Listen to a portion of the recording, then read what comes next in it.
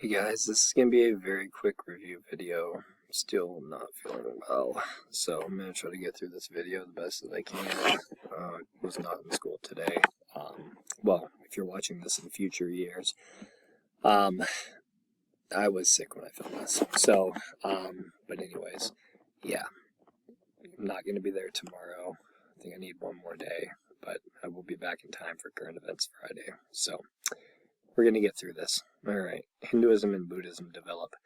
Hey guys, just so you're not confused, this is not the assessment we're having this week. This one is next week. This is, remember I said I divided up chapter 3 to make it slightly easier. This is the stuff like we should have covered, or no, we did cover this, sorry. The second stuff of this is stuff that we should have covered like today or tomorrow, so you're just going to have to watch this video and do your best, okay? We've already talked about Hinduism and Buddhism, so this first part will be a very big review for you. But let's go through this pretty quickly here. Sorry, I don't want to put anybody to sleep. My voice sounds terrible. Yeah, there's Krishna. Kicking butt. Demons. Fighting against demons.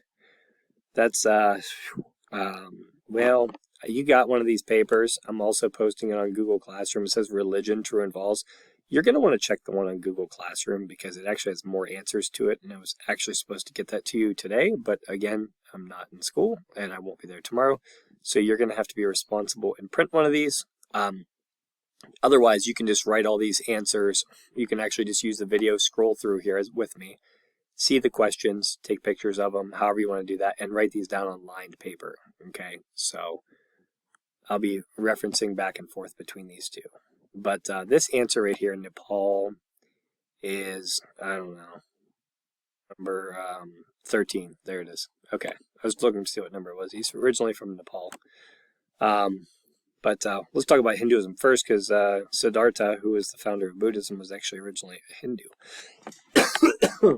Excuse me.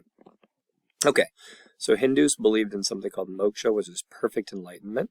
That's the answer to number 1. Number 2, these are true and false, by the way. So you're looking for moksha for number 1. If it says anything else but moksha, it's false. Number 2, they believed in a individual soul and a world soul. Okay. Number 3, they believed in something called karma. You know, bad living now results in bad living in the next life. Vice versa. Believed in castes, which we already talked about with the Aryans. It's just like priests, Brahmins, untouchables, stuff like that. Okay, so they originally believed in that. Here's the 3 main gods. They believe all gods are a manifestation of Brahma. He was the creator, supposed to be. That's number 5. Vishnu is number 6. The reason Hindus like Krishna so much is because he is a human form of Vishnu, supposed to be, who's one of the great heroes. And so that just gets you an idea there of that. So there's those. Remember, the answers I'm giving you to jot down are ones that you're going to want to take note of. Like, I mean, I would probably jot down the things around it, you know, unless you want to actually go through on Google Classroom and print out that study guide, or just wait till you get a study guide and write the answers in. So it's up to you however you want to do it, but just understand these words are going to fill in these blanks. So Vishnu is this one. So if it says cheeseburger for this, you're going to put false. Okay, so I'm going to make these easy, guys. It's going to be like, did you actually read this stuff? If you did, you're going to be able to spot it in like 2 seconds. Okay? Siddhartha Gautama is the founder of Buddhism. He believed that he had achieved nirvana, which was release from the reincarnation or selfishness and pain. And he believed he did that by following what's called the Eightfold Path, which we'll put on the board in a second. Now, what's interesting is he started as a Hindu and then came to deny the Hindu gods, but still believed in reincarnation, and rejected the caste system. Sorry, that was a yawn. Okay. What's the difference? Like, why do we see 2 representations of Buddha? This one is post-enlightened Buddha, and this one is supposed to be Buddha when he was meditating. The Buddhist wheel is the Eightfold Path. Okay, that is the Eightfold Path. This is the Four Noble Truths. That would be number 12. That's supposed to be the most important wisdom in Buddhism. It's the Four Noble Truths, because it's supposed to be the idea that everything's filled with suffering, and the best way to overcome this system of suffering in this world we live in is to follow the Eightfold Path, okay, which they believe is self-denial. That's like why the Buddhist monks go without food and stuff. All right, there's the Eightfold Path if you want to do some more research. Number 13 and 14. Now you know number 14 because you hopefully have done the reading assignment on Buddhism. That would be the prophecy told that he would either be a universal king or teacher. And in the story, if you read it, his dad tried to keep him locked in the castle because the prophecy said that if he left, he'd become a universal teacher. His dad wanted him to be a king. So he tried to keep him in the castle. But anyways, yeah, read that article and answer these questions. They're all in Google Classroom. It's an intriguing story. We didn't do that and we're not doing this year in 2024, but that does not mean we're not doing it whatever year you're watching this. So make sure you pay attention to that. All right. Let's talk about Judaism now. This is one we're actually supposed to cover in great detail. And this quiz is going to be like next Tuesday. Okay, the religion quiz will be like next Tuesday. So we'll review this stuff and we'll have this on Tuesday. But anyways, yeah, the Jewish people, you can see here the Jewish temple in Israel, Moses and the burning bush. They're known as the Hebrews. They're a nomadic people that came from Palestine. They settled Palestine, but they actually came from Mesopotamia originally. They came from Mesopotamia. You had the Tigris and Euphrates rivers. Eventually, they moved out and came to what is now known as Israel. Sorry, guys. I'm trying to keep it together here. So they left and came to this area because a guy named Abraham. So ancient Israel had an interesting political system divided among 12 tribes, they were called. We'll talk about where those tribe names come from in a second. But some of these are highly connected. You see the tribe of Judah is connected to Jesus of Nazareth, the founder of Christianity, of course. So, all right, let's start getting some answers here. Did we already get answers so far? Yeah, we did. Okay, sorry, I should have been really tuned in on that. I'm not with it, guys.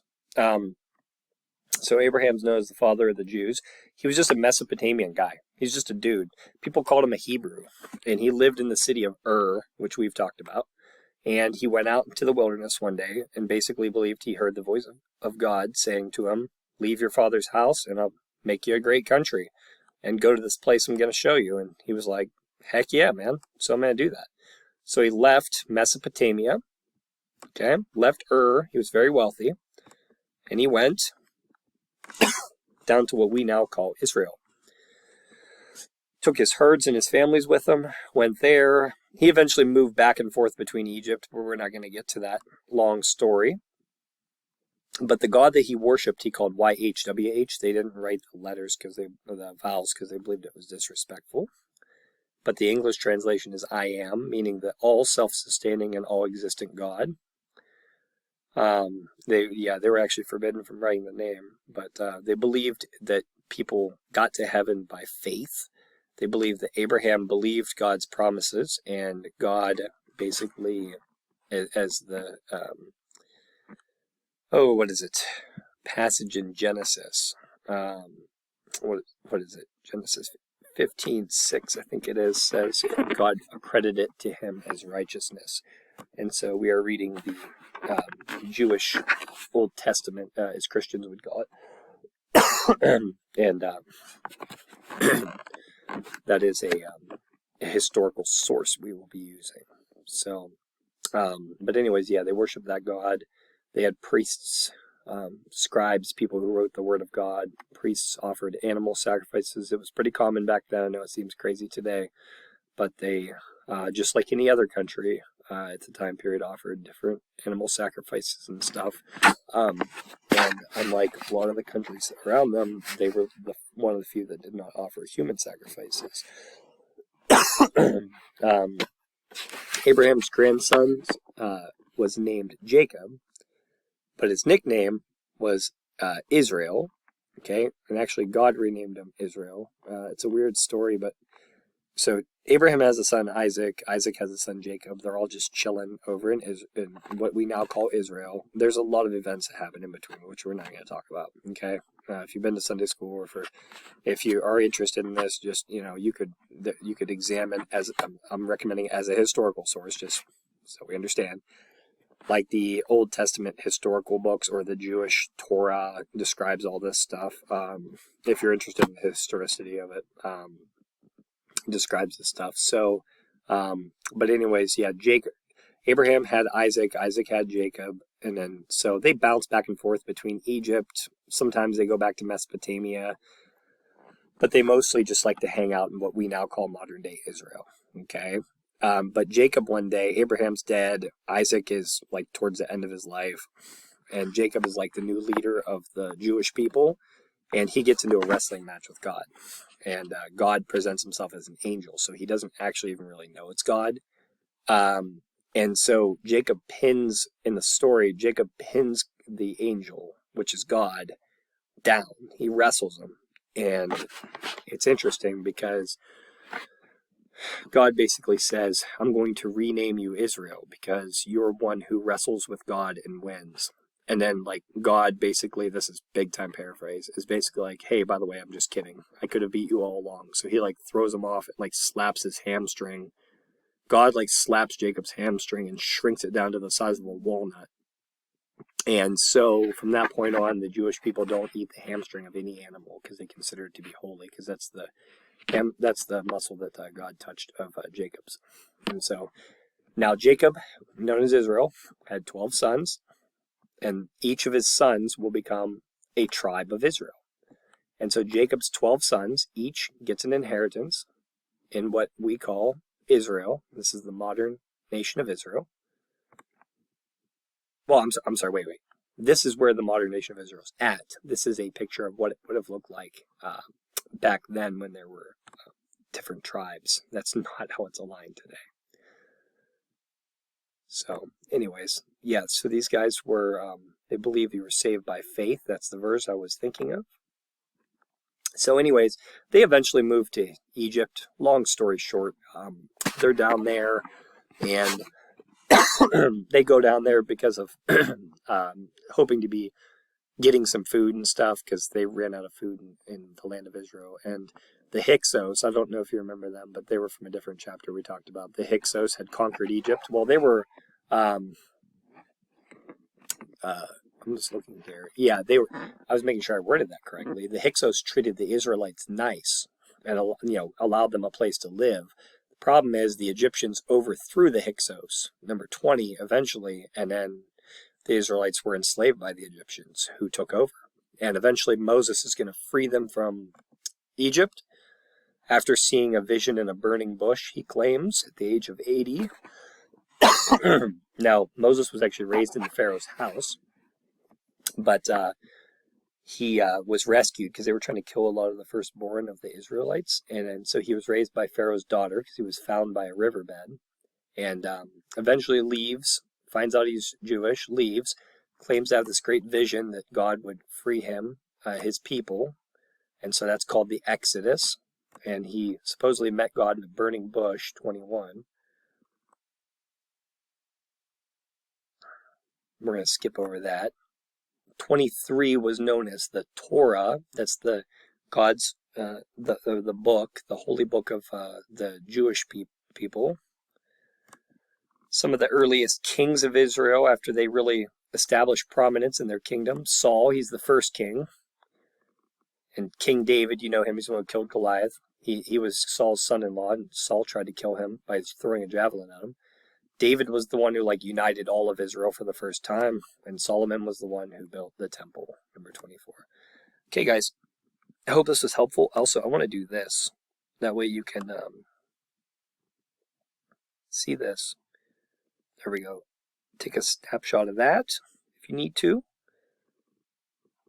And take a snapshot of that if you need to. Or you can just print it. Have a good day, guys.